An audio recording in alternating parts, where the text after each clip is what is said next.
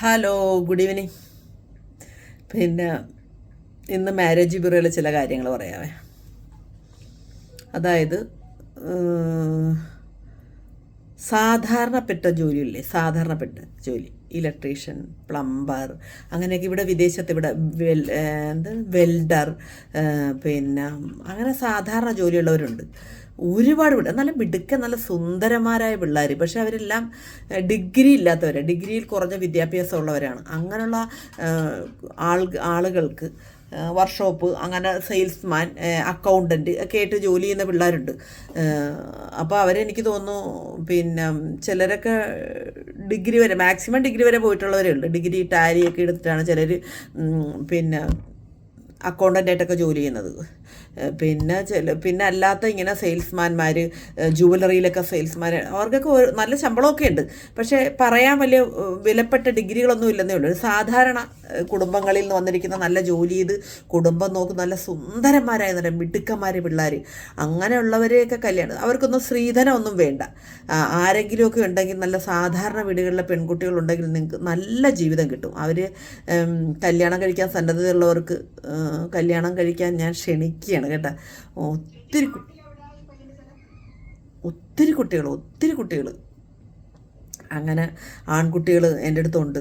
അപ്പം അങ്ങനെയുള്ള ഒരു മാതാപിതാക്കളുണ്ടെങ്കിൽ, അതായത് ഈ ഇപ്പം നിങ്ങളുടെ മക്കളൊക്കെ ആണല്ലോ ഇച്ചിരി വിദ്യാഭ്യാസം കുറഞ്ഞു, അല്ല പഠിച്ചില്ല, പഠിക്കാൻ മണ്ടികൾ, പഠിക്കാൻ പോയില്ല, അങ്ങനെയുള്ളവർക്ക് അനുയോജ്യമായിരിക്കുമല്ലോ ഇത്. എന്തായാലും അങ്ങനെയുള്ളവർ ആരെങ്കിലുമൊക്കെ ഉണ്ടെങ്കിൽ തീർച്ചയായിട്ടും നിങ്ങൾ എനിക്ക് നിങ്ങൾ ഒരു ഫീസും വേണ്ട, അതൊക്കെ ഞാൻ ഫ്രീ ആയിട്ട് കൊടുക്കാൻ തയ്യാറാണ്. കല്യാണം നടക്കട്ടെ എന്ന് ഓർത്തിട്ടാണ് കേട്ടോ. ഇതൊരു സേവനം പോലെ ചെയ്യുക ഞാൻ. അപ്പോൾ ആരെങ്കിലും ഉണ്ടെന്നുണ്ടെങ്കിൽ മുന്നോട്ട് വരിക. എനിക്ക് എൻ്റെ വാട്സപ്പ് നമ്പർ എടുത്തിട്ട് നിങ്ങൾ തീർച്ചയായിട്ടും പിന്നെ എനിക്ക് നിങ്ങളുടെ ബയോഡേറ്റ ഇട്ട് തരിക, നമുക്ക് നോക്കി ചെയ്യാം. നിങ്ങൾ ഈ ജാതകത്തിലൊന്നും കടുപ്പെടുത്തോ അന്ധവിശ്വാസത്തിലൊന്നും നിൽക്കരുത് കേട്ടോ. ഞാനിപ്പോൾ ഒരു ജാതകത്തിൻ്റെ കഥ കൂടി ഈ കൂട്ടത്തിൽ പറയാം. വർഷങ്ങൾക്ക് മുമ്പ് ജാതകം എന്ന് പറയുന്നൊരു പണ്ടാരവും ജാതകവും സ്ത്രീധനവും കൂടെ മൽപ്പിടുത്തം പിടിച്ച് നിൽക്കുന്ന ഒരു കാലഘട്ടത്തിലാണ് നമ്മൾ കടന്നു പോന്നിരിക്കുന്നത്. ഇന്ന് ഈ രണ്ടും എടുത്ത് ദൂരത്തെറിഞ്ഞൊരു കാലഘട്ടത്തിലാണ് നമ്മൾ നിൽക്കുന്നത് നമ്മൾ വിചാരിക്കും. എന്നാൽ ഇപ്പോഴും അത് മുറുകെ പിടിക്കുന്ന ഒരുപാട് പേരുണ്ട്. പറഞ്ഞുതരാം. എൻ്റെ ഒരു ഇൻറ്റിമേറ്റ് ഫ്രണ്ട് ഒരാളെ സ്നേഹിച്ച്, സാമ്പത്തികമായിട്ടും എല്ലാ നിലയിലും അവർ സമതുല്യരായ വീട്ടുകാരാണ്. നല്ല സ്വരുമയോടും ആ വീട്ടുകാർ ഒരുമിച്ച് കഴിഞ്ഞുകൊണ്ടിരുന്നവരാണ്. അങ്ങനെ കഴിഞ്ഞിട്ട് മക്കൾ തമ്മിൽ പ്രേമിച്ച് അവർ കല്യാണം കഴിച്ച് കൊടുക്കാമെന്നൊക്കെ ആദ്യം പറഞ്ഞു കഴിഞ്ഞിട്ട്, പിന്നെ ഇവർ നക്ഷത്രം നോക്കിയപ്പം ചേരത്തില്ലെന്ന് കണ്ടിട്ട് ഈ വീട്ടുകാർ, ഈ മക്കൾ തമ്മിൽ സ്നേഹമായി, വീട്ടുകാർ നക്ഷത്രത്തിൻ്റെ പേര് അവർ രണ്ടുപേരെയും പിരിച്ച്, വർഷങ്ങൾക്ക് ശേഷം ഈ പിരിച്ചിട്ട് ഈ പയ്യനെ, ചെറുക്കൻ്റെ വീട്ടുകാർക്ക് ഈ പെണ്ണിനെ തന്നെ വേണമെന്നുണ്ടായിരുന്നു. അവർക്ക് അത്ര വലിയ ജാതകം പ്രശ്നമില്ല, പെണ്ണിൻ്റെ പ്രശ്നം നല്ല ദൈവം എന്തായിരുന്നാണ് അനുഭവിക്കാമെന്നുള്ളൊരു മനോഭാവത്തിൽ നിന്ന്. പക്ഷെ പെണ്ണിൻ്റെ വീട്ടുകാർ ഒരു വിട്ടുവീഴ്ചയ്ക്കും തയ്യാറായില്ല. ആ പെണ്ണിന്, എൻ്റെ കൂട്ടുകാരിന് വേറെ ഒരുത്തിന് കല്യാണം കഴിച്ച് കൊടുത്തു. ദൂരെയുള്ള ഒരാൾക്ക് നല്ല സാമ്പത്തിക ശേഷി നോക്കി കല്യാണം കഴിച്ച്, ഇവരെയും ഇച്ചിരൂടെ സാമ്പത്തികം ഉയർന്നൊരാൾക്കാരുടെ വീട്ടിലേക്ക് പെണ്ണ് നല്ല സുന്ദരിയായിരുന്നു, കെട്ടിച്ചു വിട്ട്. എൻ്റെ ദൈവമേ, കുറേ നാളുകൾക്ക് ശേഷം ഞാൻ അവളെ കണ്ടപ്പോൾ എന്നെ ഏങ്ങലടിച്ച് കരയി വരുന്നു. എൻ്റെ ജീവിതം നശിച്ചു പോയിടി എന്ന് പറഞ്ഞുകൊണ്ട്. അപ്പോൾ അതേസമയം ആദ്യത്തെ നക്ഷത്രം നോക്കി, പൊരുത്തം നോക്കി, അവരുടെ അച്ഛനും അമ്മയും കൂടെ, അമ്മയുടെ സാമർഥ്യമാണത്, അമ്മയൊക്കെ കൂടെ, ചില അമ്മമ്മമാർ ചില വീട്ടിൽ ഇരിപ്പുണ്ട്. എൻ്റെ പൊന്ന് ദൈവമേ, ഇതുങ്ങളൊന്നും പറഞ്ഞങ്ങൾ കേൾക്കരുത്. ആ അമ്മയും കൂടെയാണ് അവളുടെ ജീവിതം തകർത്തത്. എന്നിട്ട് അവർക്ക് തന്നെ കല്യാണം കഴിച്ച് അവരങ്ങ് ചത്തടിങ്ങി അങ്ങ് പോകും. ഇവരനുഭവിക്കുവാണ്. ഒന്ന് ആലോചിച്ച് നോക്കുക. അന്നത്തെ കാലത്ത് ഇത്ര ഡൈവേഴ്സും ഇത്ര നമ്മൾ സ്വന്തം കാലിൽ നിന്നിട്ടില്ല. പിന്നെ നമ്മുടെ ജീവിതം അവിടെ തീർന്ന്, നമ്മുടെ ജീവിതം അവിടെ കെട്ടിയിട്ടണക്ക് കിടക്കുവാണ്. ഇന്നത്തെ പെൺപിള്ളേരാണെങ്കിൽ ഒന്നും കൊള്ളത്തില്ലെങ്കിൽ അത് ഡൈവേഴ്സ് ചെയ്തിട്ട് പോകുവരെ. എനിക്ക് പറ്റത്തില്ല. ഈ പറഞ്ഞ ഞാൻ ഉൾപ്പെടെ പോയില്ലേ. എനിക്കതിനുള്ള ധൈര്യം ഉള്ളത് കൊണ്ടാണ്. ധൈര്യമില്ലായിരുന്നു അവർക്കൊന്നും. അതുകൊണ്ട് അവർ അതിനകത്ത് മണ്ണടിഞ്ഞ് നാശകോശമായി. ആ സമയം നക്ഷത്രം ചേരാതിരുന്ന എന്ന് പറഞ്ഞു വിട്ടില്ലേ, ഇച്ചിരി ചേർത്ത ഒരാളെയാണ് ഇങ്ങനെ പറ്റിപ്പോയത്. അയാൾ പോയി കല്യാണം ചെയ്ത് സുഖമായി ജീവിച്ചു, ഒരു നക്ഷത്രവും നോക്കിയില്ല. ഒരു പെണ്ണിനെ, അത് കഴിഞ്ഞിട്ട് ഒരു പാവപ്പെട്ട പെണ്ണിനെ പോയി വിളിച്ചുകൊണ്ട് വരുമായിരുന്നു. കല്യാണം കഴിച്ച് സുഖമായിട്ട് ഇവരുടെ മുമ്പിൽ അവർ സുഖമായിട്ട് ഭാര്യയും ഭർത്താവും മക്കളൊക്കെ ഇട്ട് സുഖമായിട്ട് നല്ല വീട് വെച്ച്, കാറ് മേടിച്ച്, പിള്ളേരൊക്കെ നല്ല എഡ്യൂക്കേഷൻ കൊടുത്ത് പിള്ളേരെ വളർത്തുന്ന നല്ല രീതിയിൽ. ഇവള് ഒരു പീറനെ പോലെ, സത്യം പറഞ്ഞാൽ ഒരു നല്ല വസ്ത്രം ഇട്ട് ഒരുങ്ങാൻ പോലും അവൾക്ക് സാമ്പത്തികമില്ല. ഇവൻ മൂക്കുടിയൻ. അപ്പം നക്ഷത്രം ചേർന്നത് തന്നെ മനസ്സിലായില്ല. 10ൽ 10 പൊരുത്തം നോക്കി കെട്ടിച്ചതാണ്. അങ്ങനെ വന്നത്. അപ്പം മനപ്പൊരുത്തമാണ് ഏറ്റവും വലുതെന്ന് ഞാൻ പറയും. മനപ്പൊരുത്തം തന്നെയാണ് ഏറ്റവും വലുത്. അതുകൊണ്ട് അത് പറയുമ്പോൾ ഇനി ജാതകപ്രേമികൾക്ക് പിടിക്കത്തില്ലായിരിക്കും. എന്നാലും എനിക്കൊന്നുമില്ല, എനിക്കൊരു ചുക്കുമില്ല. എനിക്ക് പറയാൻ നമ്മുടെ ഭാവി എൻ്റെ ജാതകത്തിൽ എഴുതി വെച്ച് എനിക്ക് 23 വയസ്സ് സർക്കാർ ഉദ്യോഗമെന്ന്.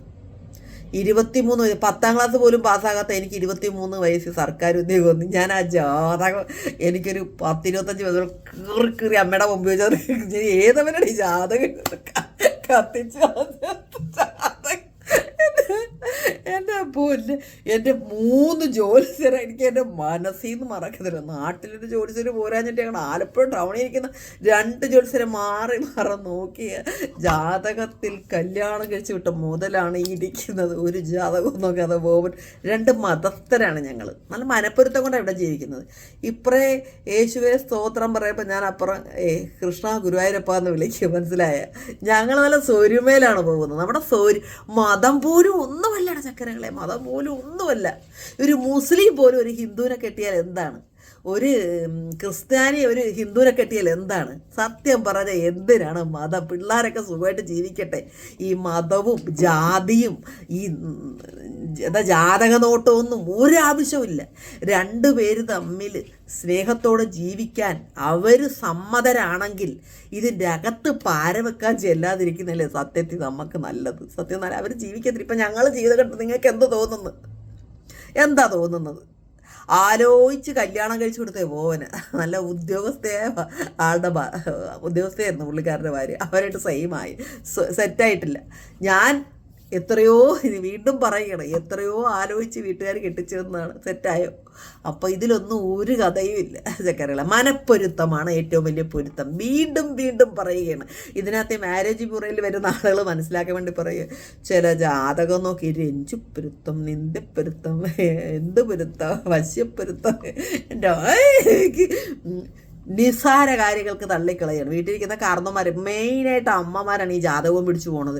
ചില സ്ഥലത്തൊക്കെ ഞാൻ വിവാഹത്തിൻ്റെ അയച്ചു കൊടുത്തു പറഞ്ഞു, എവിടെ പോയിരിക്കുക ചേച്ചി, ഇത്ര സമയം വിളിച്ചു? അതെ, ഞാൻ ജാതകം നോക്കാൻ പോയിരിക്കുമായിരുന്നു. എന്നാ പറയാൻ, നമ്മുടെ ജാതകം ഇന്നപ്പോൾ നടക്കുമെന്നും പറഞ്ഞു നിങ്ങളുടെ ജാതകമായിട്ട് നിങ്ങളുടെ ജീവിതത്തെ ഒന്ന് കൂട്ടിച്ചേർത്ത് നോക്കൂ. ഒരു ബന്ധവും കാണത്തില്ല. ഉറപ്പായ കാര്യമാണ്. ഇപ്പം എന്തുമാത്രം ജാതകം എഴുതി വെച്ചവരായിരിക്കും. നമ്മളൊന്ന് ചിന്തിച്ച് നോക്കൂ. ഇപ്പം അപകടത്തിൽ മരിച്ചു പോയിട്ടുള്ളത് നിങ്ങൾ ചിന്തിച്ച് നോക്ക്. എത്ര ജാതകം കാണുമായിരുന്നായിരിക്കും അവർക്കൊക്കെ?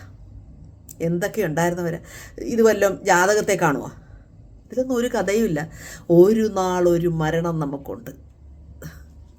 ഒരിക്കലും ഇങ്ങനത്തെ അന്ധവിശ്വാസങ്ങളിൽ കുരുങ്ങി നിങ്ങളുടെ ജീവിതം കളയരുത്, സമയം കളയരുത് എന്ന് ഞാൻ ഒരിക്കൽ കൂടി പറയുകയാണ്. വീണ്ടും ഒരിക്കൽ കൂടി പറയുകയാണ്. ഏതെങ്കിലുമൊക്കെ പാവപ്പെട്ട വീട്ടിലെ കുട്ടികളുണ്ടെങ്കിൽ നിങ്ങൾ ധൈര്യത്തെ എൻ്റെ വാട്സപ്പിലേക്ക് ഒരു മെസ്സേജ് ഇടൂ. ഞാൻ നിങ്ങളെ കോൺടാക്റ്റ് ചെയ്തോളാം. നല്ല ആൺകുട്ടികളുണ്ട്, നല്ല പിള്ളേർ കേട്ടാ. അപ്പോൾ അവർക്ക് ചേച്ചി എന്താ എല്ലാവരെയും കെട്ടിക്കാൻ വേണ്ടി ഇരിക്കുന്നത്? അങ്ങനെയൊന്നുമില്ല. എൻ്റെ അടുത്ത് ഒത്തിരി കുട്ടികൾ വന്ന്, ഞാൻ അവരുടെ പൈസ പോലും ഇപ്പോൾ വാങ്ങുന്നില്ല. ഇതൊരു സേവനം പോലെ തന്നെയാണ്. വാങ്ങുന്നില്ല. അവർ കെട്ടിക്കോട്ടെന്ന് ഓർത്തിട്ട്. ചില പിള്ളേർ തോന്നുന്നു, ആൻറ്റി ഞങ്ങളൊരു പെണ്ണ് പോലും കണ്ടിട്ടില്ല ആൻറ്റി എന്ന് പറഞ്ഞു. അപ്പോൾ എനിക്ക് സങ്കടം വരുന്നത് കേട്ടിട്ട്. അപ്പം പെണ്ണ് കുറവാണ്. പെൺകുട്ടികളൊക്കെ ഞാനപ്പം പറയും, എൻ്റെ ദൈവമേ, നേരത്തെ പ്രേമിച്ച് വെച്ചു. 7ാം ക്ലാസ്സിൽ പ്രേമിച്ചാലേ നമുക്കൊരു പെണ്ണിനെ കിട്ടത്തുള്ളൂ കേട്ടാ. ഇതൊക്കെയാണ് എനിക്ക് ഇന്ന് പറയാനുള്ള ചക്കരകളെ. അപ്പോൾ ചക്കരകളെ ഞാൻ എൻ്റെ അപ്പുറത്തെ വീഡിയോയിൽ പറഞ്ഞ ചക്കരകൾ കേട്ടാ, സഹോദരങ്ങളെ. ഓക്കെ, അപ്പം